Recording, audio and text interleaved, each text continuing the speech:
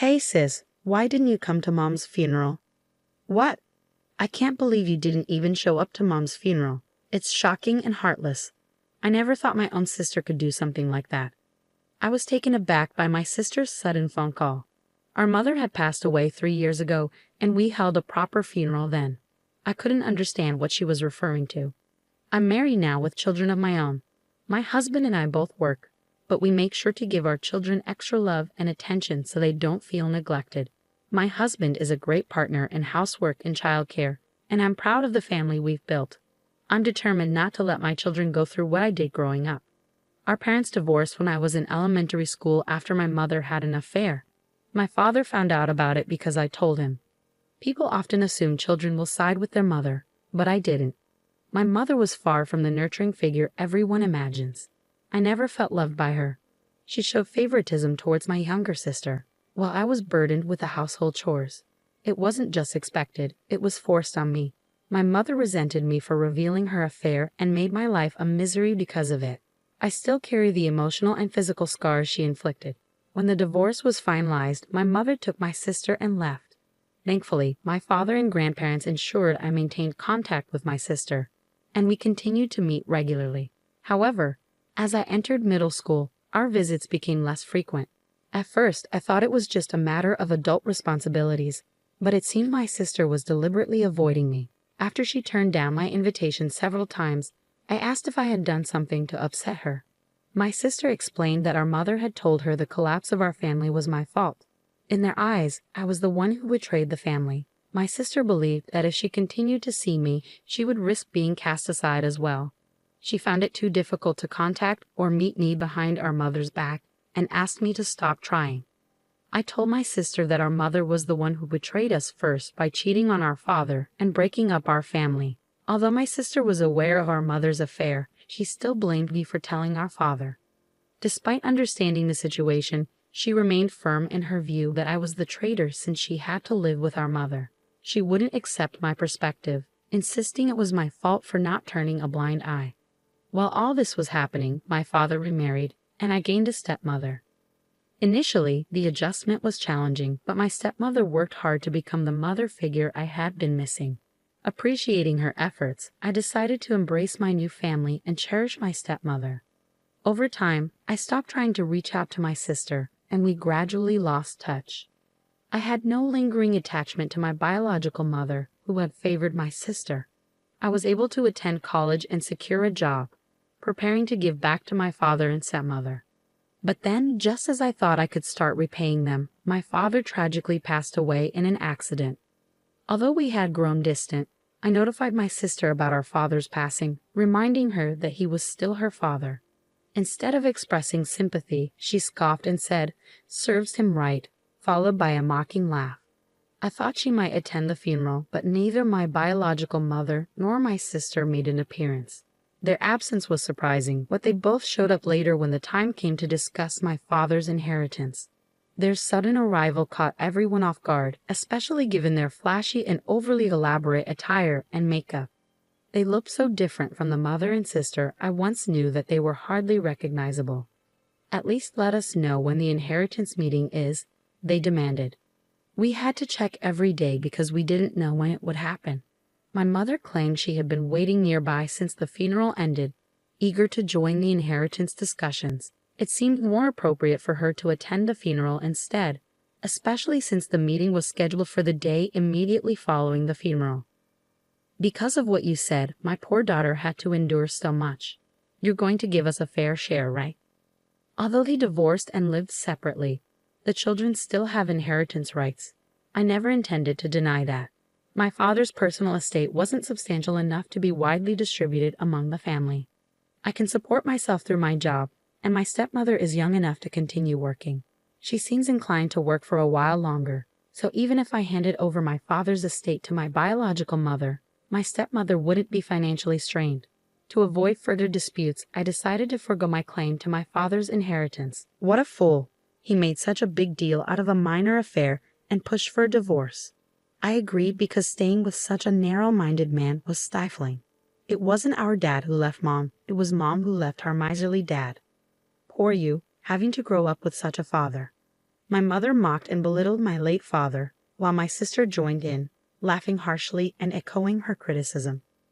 My sister went as far as to insult me, suggesting it was pathetic that I was raised by a father who had been abandoned. Neither of them showed any empathy or understanding for the sorrow and loss my father faced after being betrayed. Say whatever you want about me, but please respect our father's memory. What? The traitor speaks. You're the cause of all our troubles.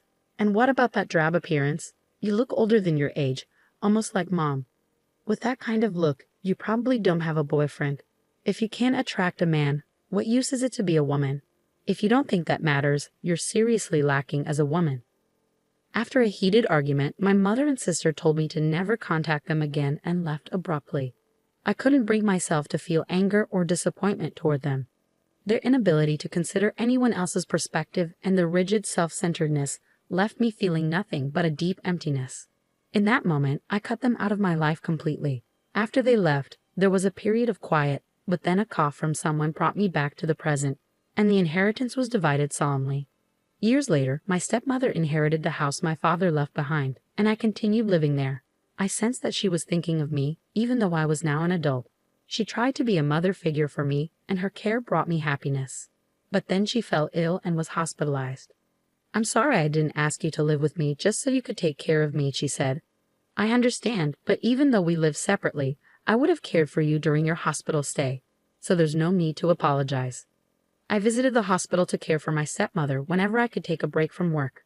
I didn't want any regrets like I had when my father was ill. Perhaps it was a form of self-satisfaction. Her time was limited, and I wanted to spend as much of it with her as possible. Throughout this difficult time, one man stood by me. Before my stepmother's illness was discovered, we had been planning our wedding. However, just as we were about to finalize our plans, we found out about her illness. I suggested postponing the marriage, but my partner felt it would be better to provide my stepmother with the reassurance of our commitment, and his presence proved invaluable to me. When the moment was right, I introduced him to my stepmother. He told her, "I'm excited for us to share our lives together, the three of us." His words and support meant the world to me. He added, "I have to see you in your wedding dress for your father's sake." This seemed to be her greatest joy, and she held on longer than expected. But a few days after our wedding, she passed away, joining my father in rest. My stepmother was financially secure, and I inherited a significant sum. With what she left behind, 3 years later I was able to build a happy family. However, my husband and I agreed from the start of our marriage to continue working and live within our means, without depending on the inheritance. Today, like any other day, I went to work and received a call on my personal phone from an unfamiliar number. Assuming it was a sales call, I didn't pick up. But the calls kept coming, one after another. I thought maybe someone was repeatedly dialing my number by mistake. At the end of the day, I decided to answer, and to my surprise, it was my estranged sister. Finally, where were you? What do you mean? How could you forget our mother's funeral? Of course. She sounded like she was crying heavily. What are you talking about? Our mother's funeral happened 3 years ago. Huh. There was a brief silence, and then she continued angrily. Maybe your stepmother died too. I'm talking about our real mother, and calling someone unrelated to you mother is just wrong. I found her tone irritating, but I tried to set it aside, understanding that the loss of her mother was likely a significant shock for my sister. For me, my stepmother was my real mother. She married a man with a child and instantly became a parent to a middle schooler. It wasn't until I had my own family that I fully grasped the challenges she faced. I believe the experience of nurturing a life within oneself is a time for a mother to grow in self-awareness and dedication. Of course, there are many ways to create a loving family, such as through adoption, without a biological connection. However, stepping into the role of a mother to a middle schooler unexpectedly is no easy feat, no matter how you look at it. Reflecting on my stepmother's efforts and concerns, all I feel is deep gratitude. I am eternally grateful to the stepmother who raised me. She is the model of the mother I aspire to be. Biological connections mean little.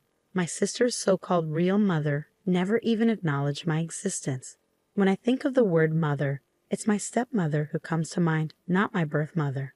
At first, I was confused. I had assumed she was talking about my stepmother. Once I understood what my sister meant, I responded with a lack of interest. Oh, I see. I could hear what sounded like her hitting or stomping on something in frustration over the phone. What?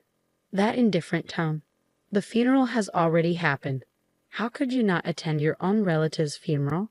You're so heartless. You must not have a drop of compassion. Though she raised a valid point, my sister had also skipped our relative's funeral.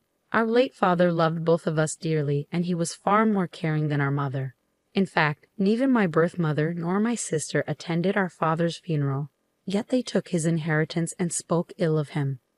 If you ask me, it seems more like they're the ones who lack compassion. Indifferent? Weren't you the one who said we were strangers? Huh. You got involved in the inheritance despite skipping Dad's funeral, right? Weren't you the one who told me never to contact you again? And I only just found out about our mother's death. After a pause, my sister murmured a small, "Oh, I forgot to tell you about the funeral." Well, I'm glad you remembered. I'm going to waive any inheritance related to that woman, so you can do as you wish with it. With that, I ended the call. However, my sister, perhaps not fully grasping the situation, contacted me again a few days later. "Katie, I need your help. It seems our mother hinted at marriage to several men. Isn't that considered marriage fraud? They're threatening to sue me for compensation if I don't comply. I'm getting bombarded with demands. Just pay them. If I could, I wouldn't be calling you. Didn't you hear me say several men?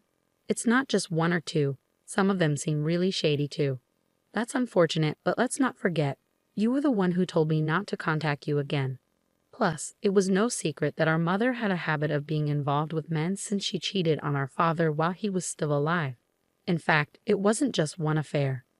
If it had been a single lapse in judgment, our father might have considered forgiving her. Only he would truly know the situation. It's possible that I couldn't accept our mother, given her multiple relationships while raising us. My father tried to adopt my sister multiple times with the help of a lawyer, but I was informed that my sister didn't want to leave. I had to let go of the idea. My sister chose to stay with our irresponsible mother, even though she witnessed her behavior firsthand. Even if our mother had left a strong impression on her, my sister's decision to remain with her, despite the shared memories we have, speaks to her own responsibility as an adult. Lahas. You know you were the one calling me a traitor all this time. I don't meet a sister who labels me that way. You're the one who declared us strangers first. So don't show up now and pretend we're family. It's unwelcome. Don't ever contact me again. We're strangers, remember. I ended the call without waiting for my sister's response. I blocked her number and went back to my family. Later, I got a call from my biological mother's relatives. I thought the matter was settled, but they called to apologize for the disrespect my mother and sister had shown me. I decided to hear them out. They acknowledged how poorly my mother had treated me and expressed their shock at her audacity in trying to claim my father's inheritance after we had been separated. They offered sincere apologies for allowing her visit at a time when I was still grieving. But that's all in the past now, I said. Then they brought up my sister. Apparently, she was following in our mother's footsteps and acting irresponsibly with men. Since her return, they had repeatedly warned her that she would face consequences if she didn't change her behavior.